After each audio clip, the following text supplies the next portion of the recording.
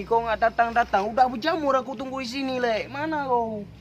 Aduh, cak mana kau janji? Jam 9, nggak ada jam pula nih. Janji kau nggak datang-datang kau. Capek aku tunggu ini. Mana kau? Cepatlah. Aku tunggu nih. Oke.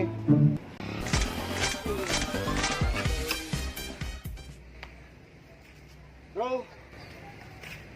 Aduh, capek aku nunggu udah datang. Sabar bro. Ini Aceh bro. Kenapa dengan Aceh? Kalau di Aceh bro, janji poli blue, jak bawa belah.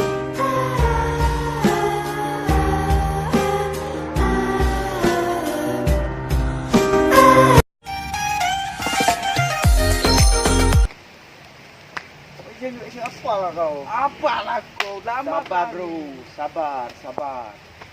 Kau tahu aku telat datang. Kenapa? Le je. Kamera betul le je le. Oh, boleh. Action. Kenapa kau lama kali? Kenapa kau lama kali? Capek aku nunggu. Sabar bro, sabar bro. Kau tahu kenapa aku telat datang? Karena aku orang Aceh bro. Kau orang Aceh. Tahu lah, orang Aceh aja. Jak apa?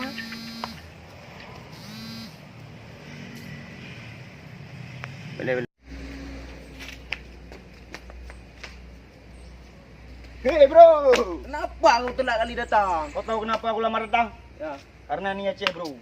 Jak posisi lu. Boleh tiga ni. Janji balik tu. Baik. Bro, Kenapa kau telat kali datang? bukan kayak gitu bro. Ini Aceh bro. Janji posisi lu jak pura belah. Ayo.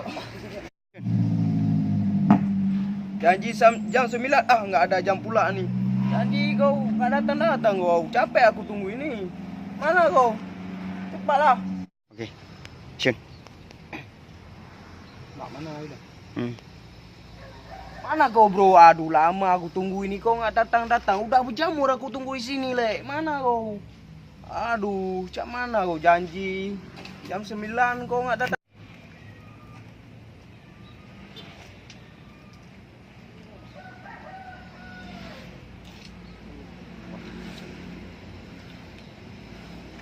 Mana kau bro? Lama aku